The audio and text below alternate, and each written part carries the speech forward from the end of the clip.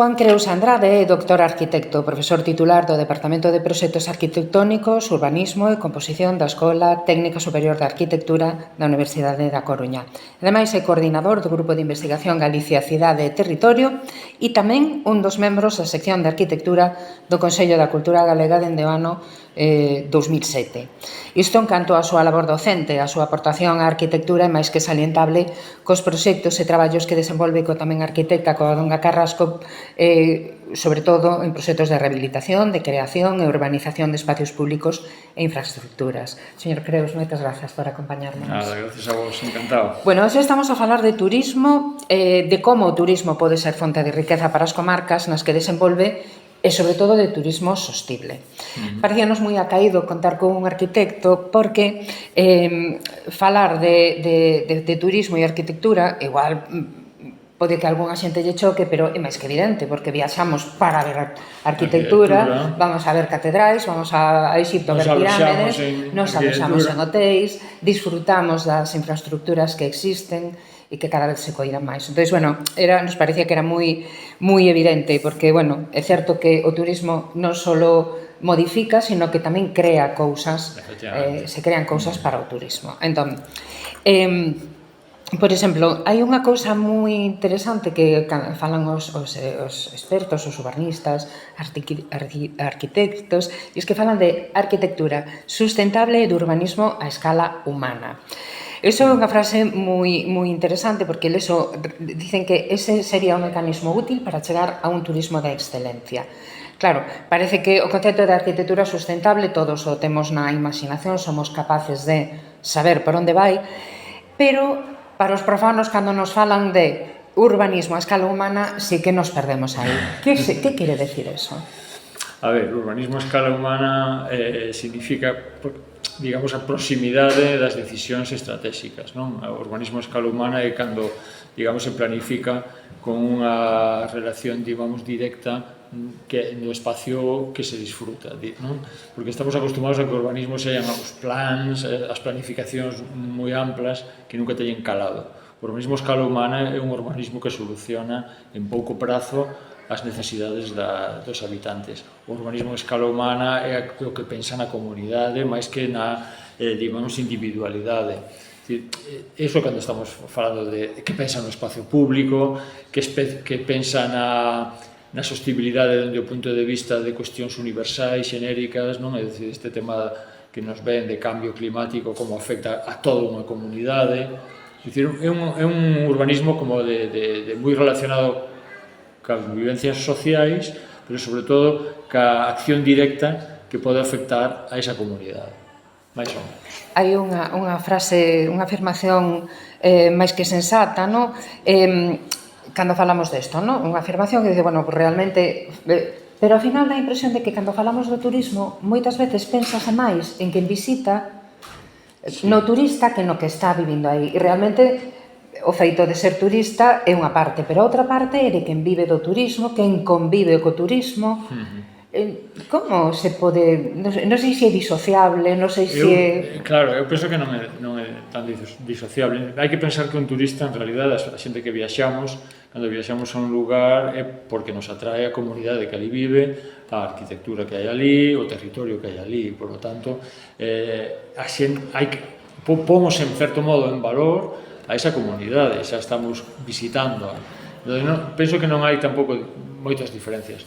Co cual, digamos que o empresario que vai a acoller a esa xente tamén ten que pensar que ese valor, o valor propio, o valor dese territorio, é unha parte importante do seu haber e, por lo tanto, ten que cuidalo, non? Entón, penso que non hai... Somos habitantes, non? Dun territorio que nos movemos, en realidade, por todo o mundo, e que o que queremos é convivir coa xente que vamos a ver, non? E a visitar, e cos lugares que vamos a ver. Esa é a concienciación que temos que ter. E os empresarios que viven deso teñen que tamén ter en conta que esa é unha das motivos, ou se non o é, ten que poñer os controis necesarios para que non se estropee o entorno no que se vive, non? Bueno, hai unha frase que aplica, leí na súa web unha frase que aplica á arquitectura, pero e además é así, vou lela textualmente. Preocúpanos o espacio social, del nacen o lugar e o contexto real que mire as exigencias e os parámetros de intervención. está referida á construcción e á arquitectura, pero a min antóxaseme que isto aplica perfectamente para o que estamos a falar, ¿no? Para un turismo sostible. Efectivamente, claro. É dicir, cando un arquitecto, cando nós traballamos, os arquitectos traballamos con necesidades, é dicir, hai unha necesidade. E penso que os empresarios do turismo tamén recollen, ou deberían pensar que non é algo que eles plantexan directamente como unha ocurrencia, sino que en realidad están vendo unha dinámica que é necesario darlle solución. Unha resposta. Unha resposta. E esa resposta ten que ser analizada dos parámetros que hai no territorio e no contexto. E iso é esencial. Por lo tanto, toda a arquitectura, toda a empresa non que se pretende implementar ou poñer nese lugar, ten que coller eses parámetros e contar co contexto social dese lugar.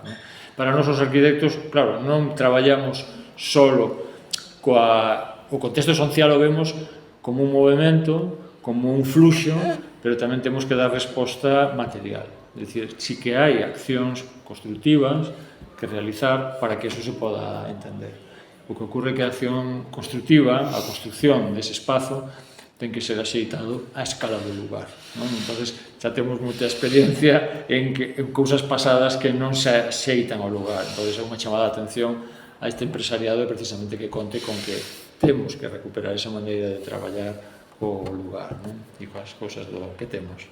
Antes facía vostede moita alusión a planificar, que a planificación é fundamental. Planificación entendo que en todo, porque a ordenación do territorio ten tamén moito peso en isto que estamos a falar, no turismo, no modelo de turismo, no modelo de infraestructuras que queremos.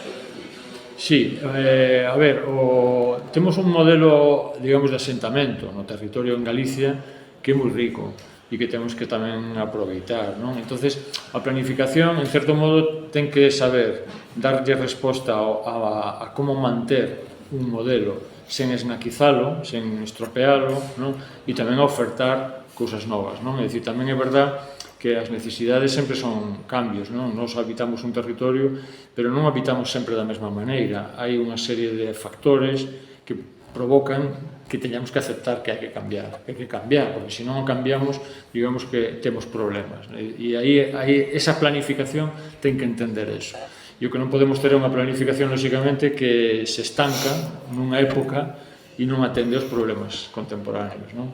Por iso a arquitectura e o urbanismo, para min, son sempre cuestións que deben estar presentes na vida, como se vive hoxe, entender a vida hoxe. E no momento en que a vida cambia, a planificación ten que cambiar e a estrategia tamén ten que cambiar, non? E aí andamos. Fala vostede e fai moito fincapé no tema da participación. A participación dende a ordenación do territorio ata o proceso constructivo. Acredita tamén que en isto que falamos a participación da sociedade no modelo de turismo que queremos ten cabida? É imprescindible.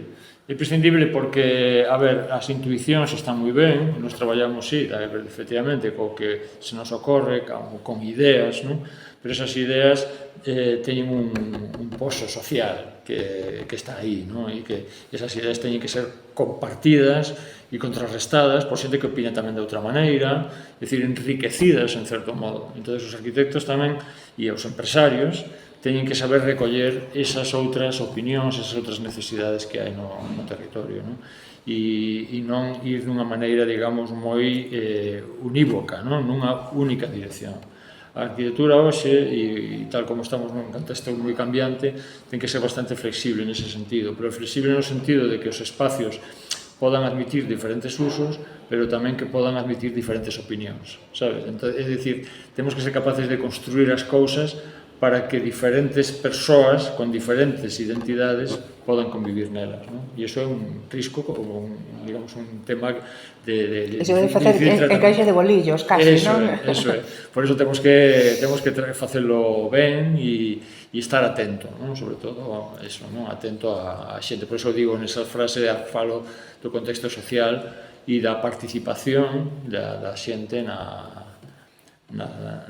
digamos, nas necesidades, non? Para transmitir as necesidades, non? Para que despois tomemos as decisións correctas. Aí, bueno, xa decíamos ao principio que a arquitectura é protagonista do turismo, porque realmente movémonos para ver moitas obras arquitectónicas.